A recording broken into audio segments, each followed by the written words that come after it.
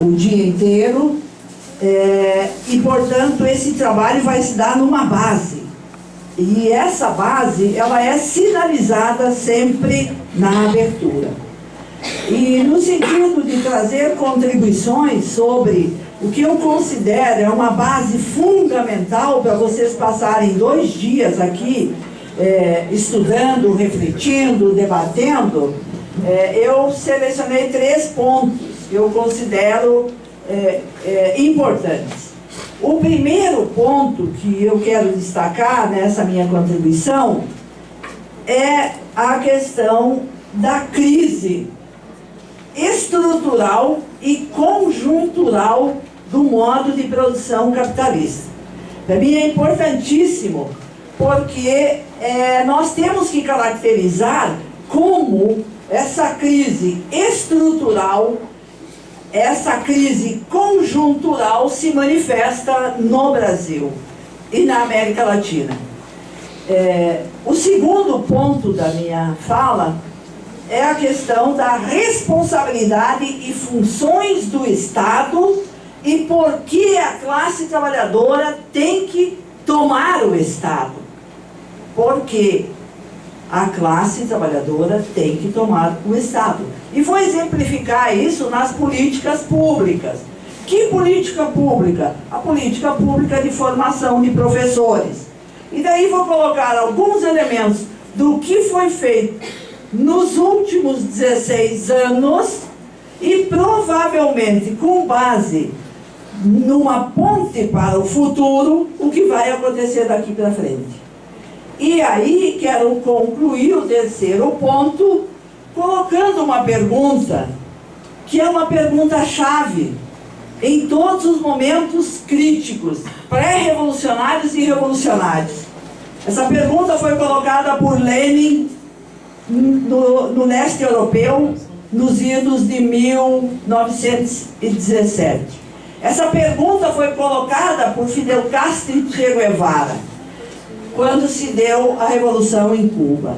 E essa pergunta é colocada por todos aqueles jovens que se reúnem e querem dedicar a sua vida para a luta, para alterar o modo de produção. E essa pergunta é: o que fazer? Então, o terceiro ponto é o que fazer. Da avaliação, primeiro ponto, a crise conjuntural e estrutural. Veja só, hoje nós podemos perfeitamente caracterizar pelo histórico do modo de produção capitalista que o capital ele entra frequentemente em crises. E o que é a crise do capital? É quando cai a taxa de lucro e ele voa para cima dos trabalhadores. E quando ele voa para cima dos trabalhadores, ele coloca ajustes, e esses ajustes são ajustes que destroem as forças produtivas. O que significa isso? Vocês, trabalhadores em formação, vocês compõem as forças produtivas de uma nação. Vocês lidam com o conhecimento, vocês produzem bens materiais e imateriais, e esta força, o capital vai para cima para arrancar a taxa de lucro e com isso se manter na hegemonia. E como é que ele faz isso? Ele faz isso desqualificando vocês na formação acadêmica. Ele vai fazer isso. Ele vai pegar vocês na formação acadêmica. E depois ele pega vocês quando vocês estão nos campos de trabalho. E como é que ele faz isso? Retirando o direito de vocês. Como é que ele faz isso? Ele faz isso atacando, por exemplo, os salários dos trabalhadores, os direitos dos trabalhadores, as conquistas dos trabalhadores. E hoje no parlamento nós temos mais de 50 projetos de lei tramitando para retirar direitos dos trabalhadores. Como é que ele faz isso? Ele faz isso tirando de vocês o direito aos serviços públicos. E como isso acontece? Ajustando o Estado para que o Estado não cumpra com as suas funções e faça economia. E essa economia vai para onde? Vai para o setor rentista. Que setor rentista é esse? É aquele setor que desde a década de 70 veio comprometendo o produto interno bruto do nosso país com um endividamento impagável. Impagável. E, portanto, essa crise, ela não é só no Brasil, ela não é só na América Latina, ela é mundial. E essa crise mundial que está colocada, o capital, ele usa táticas para poder, assim, voltar a ser hegemônico. E, portanto, tem crise, o capital aplica os ajustes, dali a pouco tem crise de novo, o capital aplica os ajustes e assim ele vai se recompondo a nível planetário. E esses ajustes são aplicados por quem? Eles são aplicados pelos países imperialistas. E como é que funcionam esses países imperialistas? Eles disputam entre si o território mundial. E o Brasil e a América Latina é a bola da vez.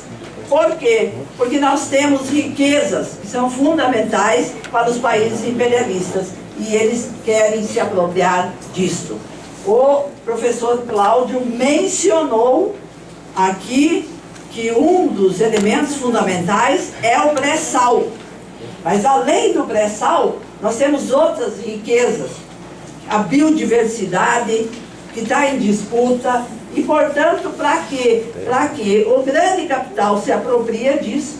E se vocês pegarem só a Bahia e examinarem as zonas de conflito e as zonas de luta com os povos tradicionais, com os povos quilombolas, com os trabalhadores rurais sem terra, com os indígenas, vocês vão ver o quanto nós vivemos só aqui na Bahia, numa zona de conflitos que não tem tamanho.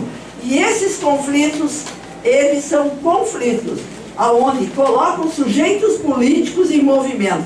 Por um lado, o grande empresariado, os latifundiários, por um lado, os que detêm os meios de produção, os grandes capitalistas, e de outro lado, os trabalhadores e suas organizações. Portanto, é imprescindível que vocês não esqueçam que no momento em que acontece um golpe no nosso país, esse é um golpe que tem uma característica, e vocês, no futuro, serão cobrados historicamente para explicar o que aconteceu quando você tinha 19 anos, 20 anos, 22, 25 nesse país.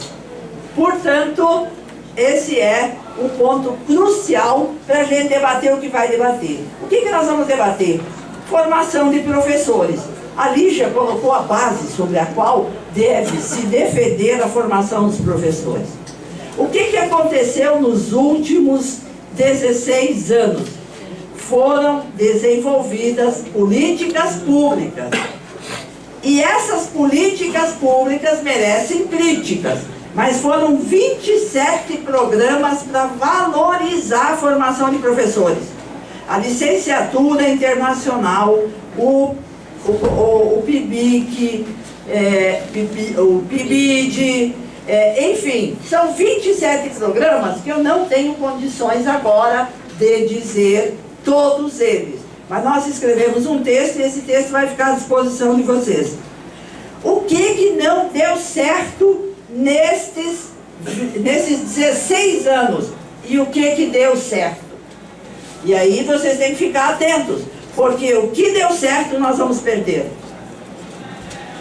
O que deu certo é que neste período se valorizou o magistério, se estabeleceu uma lei do piso salarial.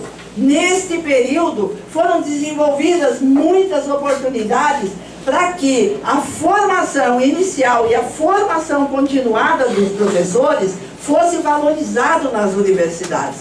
As universidades foram chamadas a dar uma resposta. O que é isso aqui que vocês estão com os pés dentro? É um centro de formação de professores. Era para formar os melhores professores da Bahia, para entrar a Bahia dentro, enfrentar o que temos que enfrentar nas escolas e nos outros espaços formativos. Portanto, tem coisas que deram certo. Deu certo vocês estarem aqui dentro. Em 2003, a Bahia tinha uma universidade federal. Hoje ela tem 6 federais. Isso deu certo. Agora, o que não deu certo? Não deu certo que o investimento nas federais não podia ter ampliado só em 20%. Deveria ter ampliado mais isso. O que não deu certo? Não deu certo que nós abrimos mão de disputar o projeto histórico. E nós deixamos que bandeiras históricas da formação dos professores não fossem levadas em conta quando se define o currículo de formação dos professores. Não deu certo deixar invadir de uma maneira estúpida as teorias que mais esvaziam a nossa cabeça do que nos dão a oportunidade de entender o que está acontecendo.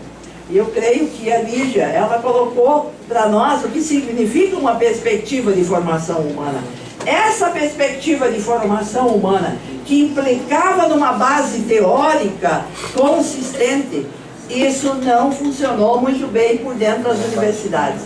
Portanto, a questão do financiamento, a questão do currículo, a questão dos desvios teóricos, isto comprometeu. Mas os nossos ganhos foram muito grandes. E, portanto, agora nós temos que nos perguntar, muito bem, o Estado é uma estrutura onde está alojada a elite e ela cuida dos negócios dela a partir do Estado. Esses negócios que a burguesia leva por dentro do Estado dizem respeito também à formação de professores. E a ponte para o futuro está aqui. E sabe o que a ponte do futuro prevê para vocês? Ela prevê o seguinte: rebaixamento na qualidade teórica da formação. Prevê menos investimento na educação. A ponte para o futuro prevê que vocês estarão em campos de trabalho mais precarizados. Vocês estarão em campos de trabalho onde não vai estar garantido a aposentadoria de vocês. Vocês vão estar em campos de trabalho onde não terão condições objetivas para desenvolver o trabalho. Vocês estarão em campos de trabalho que não vai dar a mínima para a carreira de vocês. Isto tudo para ser enfrentado, e daí vem a pergunta final: o que fazer frente a essa investida brutal que vai avançar no processo de desumanização? O que fazer? Portanto, nós temos 4 coisas fundamentais a fazer. E eu trouxe um exemplo que eu vou depois passar para vocês, do próprio movimento estudantil do Nordeste do Brasil. A primeira coisa que nós temos que fazer é nos mobilizar. Mas não adianta nós nos mobilizarmos se nós não tivermos as armas na mão. As armas imprescindíveis na mão. Que armas nós temos agora nesse momento nas mãos? Não é as armas que você comprou quando você arrumou o teu primeiro emprego e teve teu primeiro salário. Não é as armas que Che Guevara propôs para avançar na América Latina a Revolução Cubana. As armas hoje é a nossa capacidade de nos organizarmos, levantarmos bem alto as nossas bandeiras e juntos, construindo uma frente única, procurando saber muito mais o que nos unifica do que o que nos separa, a gente ir para a luta. E para isso, os comitês, por isso a gente veio com essas camisas, os comitês são pontos chaves, e dentro dessa universidade tem comitê. E esses comitês, portanto, são pontos de referência para nós, aonde nós vamos construindo essa unidade na luta. E eu quero dizer que, além de nós nos mobilizarmos, nos organizarmos, levantarmos as nossas bandeiras, é preciso que nós venhamos a construir a nível de Brasil todo, uma força popular para nós botarmos o nosso projeto histórico, levantarmos essa bandeira e avançarmos na luta para derrubar esse governo golpista, para derrubar essas políticas que destroem a nossa capacidade de ser humano e recolocar o projeto histórico de transcender a esse modo de produção capitalista. Eu ainda sou da geração onde esse projeto histórico tinha um nome claro. Tivemos experiências da humanidade, elas são muito poucas, e precisamos continuar fazendo essas experiências. E esse projeto histórico se chama socialismo. Portanto, meus queridos, eu quero também me colocar à disposição para o debate, falando alto e bom som, nesse momento histórico, que o que nos unifica é fora Temer. Fora Temer!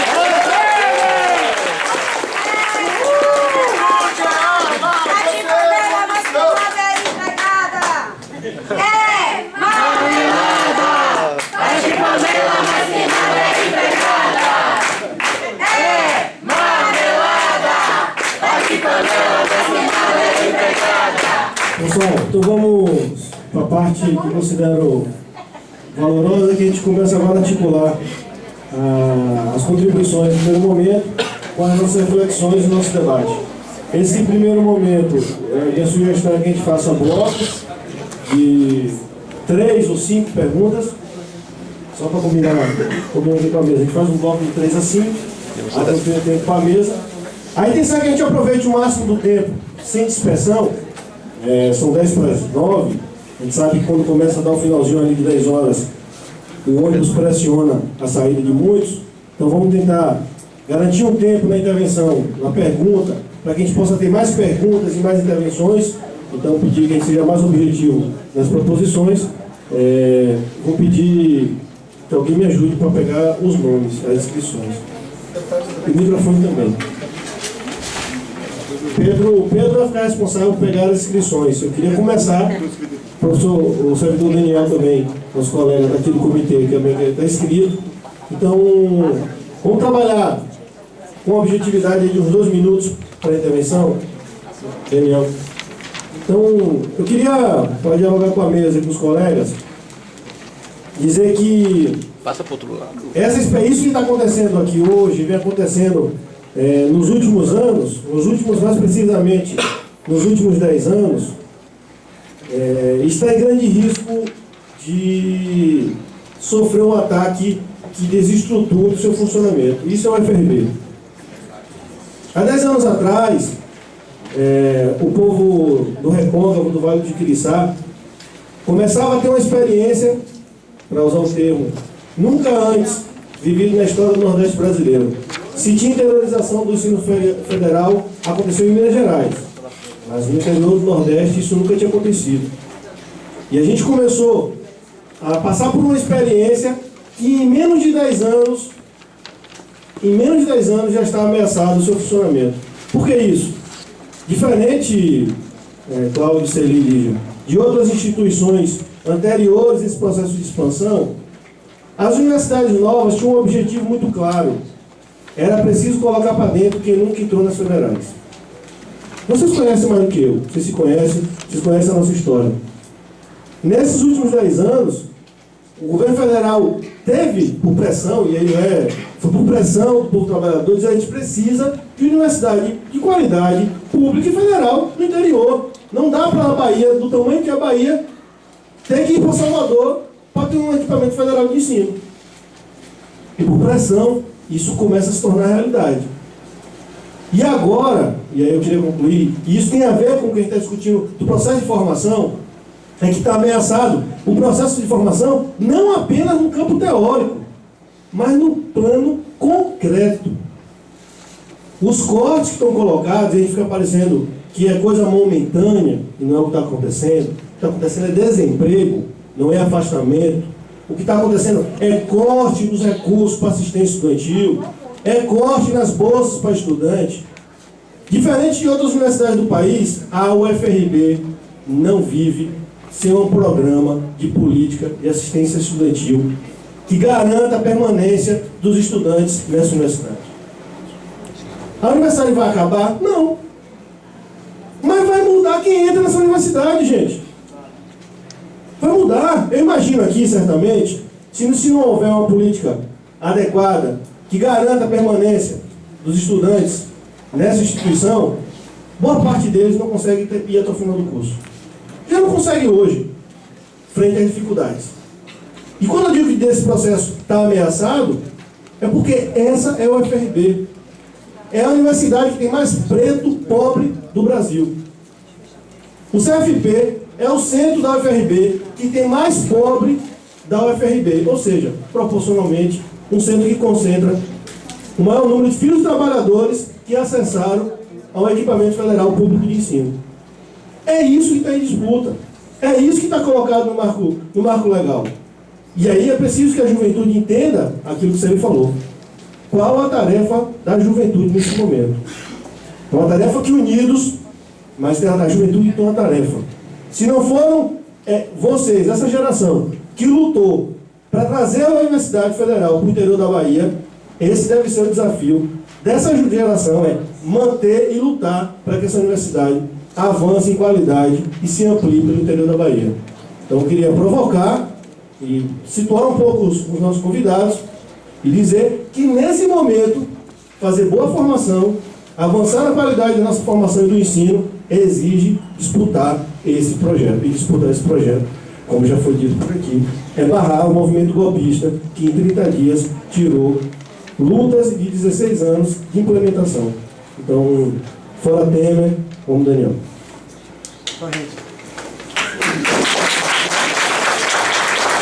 Boa noite. Primeiramente, fora Temer, como eu costume. Eu queria dizer que eu, enquanto jovem, estudante de mestrado, servidor, eu fico muito triste com a minha atitude, a atitude do CFP diante do golpe. Porque se todo empurrão que Temer está sofrendo for o empurrão do CFP, o Centro de Formação de Professores, que tem 10 anos já constituído, Temer fica a vida inteira no poder. Não é capaz de ele se ressuscitar e continuar no poder. Porque o empurrão que ele está dando é um sopro, diante do que se tem que dar, que é um empurrão com força, para que ele realmente caia. No dia 10, que é o dia da mobilização nacional, tinha lá um velho de 70 anos de idade, em São Paulo, defendendo a democracia, lutando contra o golpe e falando com uma massa de 100 mil pessoas. E eu não vi um jovem aqui de Amargosa na rua falando fora Temer, no dia 10. No dia 10 não teve um ato em Amargosa contra o golpe. Nós não fizemos história. Nós ficamos na sala de aula como se nada tivesse acontecendo. E é essa juventude que se acha crítica. Essa juventude que vai ser professores. O que é que vai ensinar ali? Qual a pedagogia? Então a gente, na verdade, eu acho que está ficando, falando, fica Temer. Então acho que a gente precisa rever nossa atitude. Nesse momento, requer que a gente mude a nossa rotina. A gente está diante de um golpe.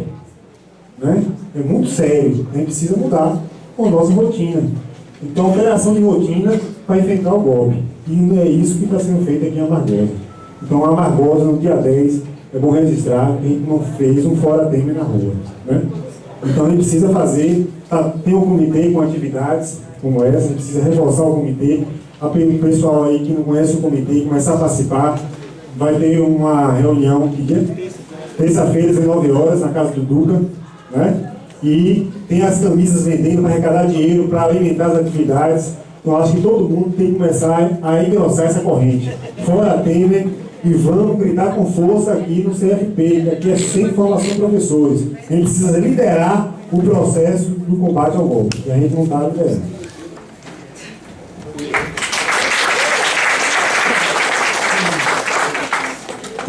Boa noite a todos. Queria já falar aqui do lado com a Daniel, que eu já conheço ele mesmo sem ter contato físico. A luta contra o golpe permite isso. A gente ajuda também lá em Cruz das Almas. Meu nome é William, sou da rede básica, professor na faculdade também, e sou estudante da pós-graduação na UFBA. E onde a gente tenta fazer a luta contra o golpe E as notícias que chegam lá dos técnicos também e dos professores é que aqui tem resistência e isso é o que a gente tem que fazer, Daniel. Acho que a gente tem que ampliar. Então, queria falando da felicidade de encontrando você aqui, como um técnico organizado, isso aí tem que ensinar para os demais, da felicidade de ver a sala cheia de gente e como se explicita quando a gente fala contra o golpe, e da felicidade de estar diante de uma mesa de companheiros e camaradas que têm um orgulho de falar que tem corrido o país para alertar sobre isso, Daniel, que é o que tem que fazer, está chamando a atenção. E em todo lugar e colocar primeiramente fora tempo. A professora Lígia, esses 2 dias que a gente trabalhou junto, eu disse a ela que eu estava pensando em uma coisa que está na ordem do dia. Eu vou entrar na linha de fazer, sim. É tempo que a gente tem que construir coisas que a gente nunca construiu. Tipo, começar a anunciar uma ideia de uma greve geral. Um movimento amplo que unifica todos os trabalhadores desse país, que é a única força capaz de parar esse golpe. De falar que é verdade, mas a gente tem que dar uma resposta organizada. O dia 10 ele inicia esse debate. E agora as centrais estão convocando a gente a fazer essa articulação. Então, eu queria saber da opinião de Celi, da Lígia e do Cláudio, quais são as condições para a gente construir isso? Algo que a gente nunca construiu, que é uma experiência inédita no Brasil e é necessária, mais do que nunca. Primeiro, para derrubar Temer, mas também para dizer que a volta a Dilma para defender direitos e pela Constituinte, para a gente retomar os rumos que esse país tem que retomar. Então, eu queria que vocês expressassem a opinião de vocês sobre isso. Só tem mais alguém para você, Pedro? Então vamos fazer esse bloco com 4 intervenções e aí a gente vai acompanhando para formar um outro bloco, tá bom? Boa noite, pessoal.